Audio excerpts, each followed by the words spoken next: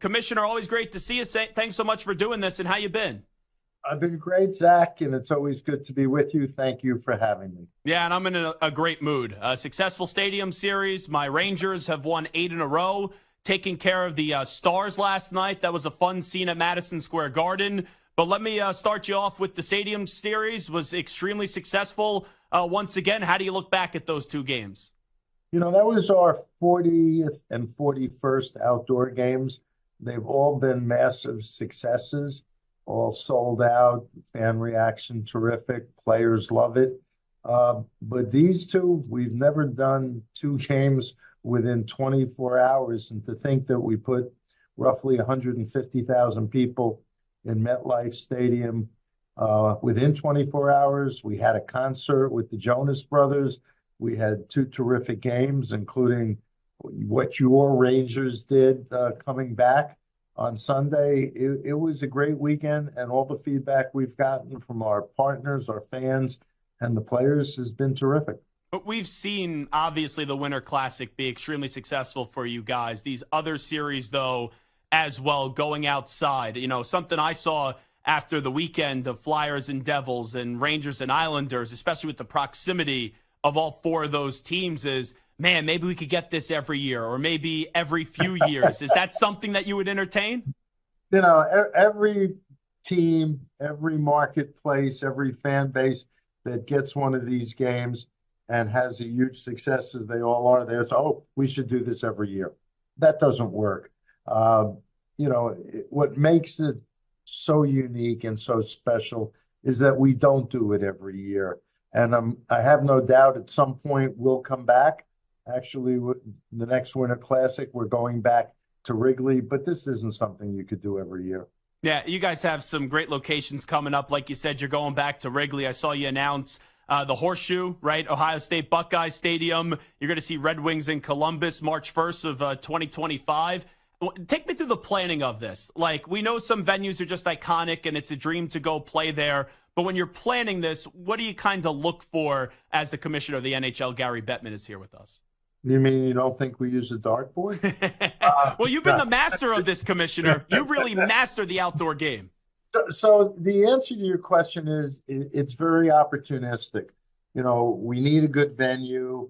NFL stadiums for the Winter Classic don't work anymore because of the length of the NFL season. And so we've got to pick a different type of venue for the stadium series. We also try to periodically play a game in Canada. And we look at a variety of factors, where we've been, where the All-Star game is going to be or has been, where the draft has been or going to be. And we try to move it around in a place where it makes sense on the calendar for us and for the place that we're going. And so it's not an exact science. There's a little bit of touch and feel artistry to it. I'm not the artist. My events people are. But at the end of the day, we've now, again, having now done 41 of these games, there's kind of an ebb and flow to how we do these. And we try to do it in a way where we think it'll be special and impactful and give people who haven't had an opportunity to be a part of one of these to actually enjoy one in person. Is there still a stadium that you guys haven't done yet that you say, okay, that's right at the top of the list that I would love to do? You know, there's none at the top of the list, and if I mention some, it'll set off a wave of speculation. But there are a couple of iconic stadiums. There are even a couple of locations that people have said, you did such a great job during COVID at Lake Tahoe. Why don't you do another iconic, beautiful setting without fans? Which I don't really love, because our players in our game really draw energy off of the in-person experience that we have. So there's no shortage of suggestions. And again, we try and look at this in a way, okay, let's go out a year or two. Let's see what makes sense. What can we have fun with? And again, going to the Horseshoe, the Ohio Stadium, is a good example. Columbus hasn't been in an outdoor game. And so this gives them an opportunity to be a participant in an outdoor game, the Blue Jackets, and at the same time give us an opportunity to follow up 150,000 people over 24 hours with 100,000 people all at once. Talking to the commissioner of the NHL, Gary Bettman, I'll make one suggestion. What about Arrowhead with the Kansas City Chiefs Stadium? That would be some scene with the barbecue tailgates right before the game and then going into that iconic stadium. That's an interesting suggestion. People have also suggested going to Lambeau. We tend to focus on where we have our teams because that's where I think we can have the greatest impact. And so, I've heard it, and I'm sure we'd be successful wherever we go, but we really try and bring it to the places where most of our fans are, and that's where our teams are based. I got a chance when I was in Las Vegas for the Super Bowl to go to the Golden Knights Stadium. Man, what a show they put on. Even before the game starts, where you have the Knights going up against the Oilers, and the Oilers' streak got stopped, which was an incredible hockey game. But just before the game, that stadium is just awesome in Las Vegas. Two things. Now that I see the Kansas City hat sitting behind you, I'm not surprised that you suggested Arrowhead. I'm not a Chiefs fan, by the way, Commissioner, just to be clear. What's that hat doing there? We were at the Super Bowl. They've won. Sometimes you know this, running things. You got to do things, even though if you may not love the team, you may have to just support them. You just told me you're a Rangers fan. Go put a hockey hat back there. I believe that the Vegas Golden Knights have redefined what game presentation is, and I think it's raised the bar for everybody in every sport. And I'm not surprised that that was your experience, because everybody who goes there to a game for the first time is completely blown away by what they see.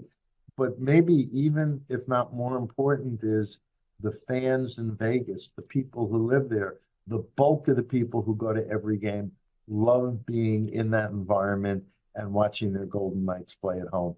Now, every sport is now trying to get to Las Vegas. When it first started, everyone was like, oh, how are they going to find a way to make sure that gambling wasn't going to be an issue? I know that we're never fully past that because it's always something that people talk about, but it doesn't seem like it's been as big of a deal and as complicated as what people thought, right? Well, first of all, there's sports betting in lots and lots and lots of places all over North America now.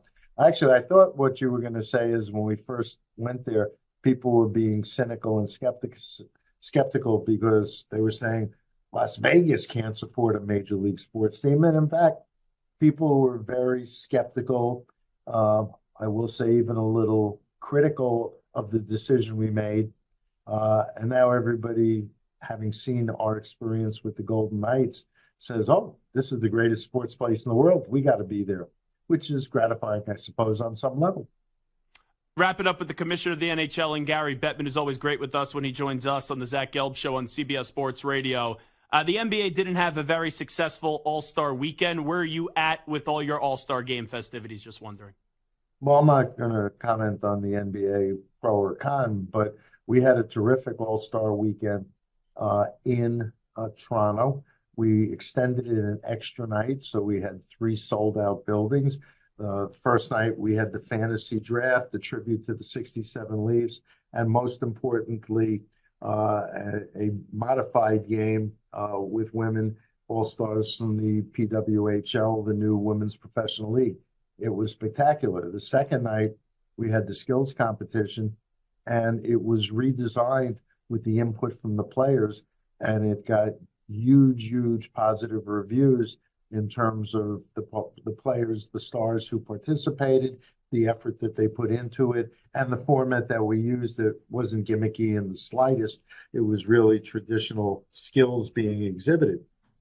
And as you know, a number of years ago, we changed our all-star format to have a mini tournament 3-on-3, which emphasizes the speed and skill of our game.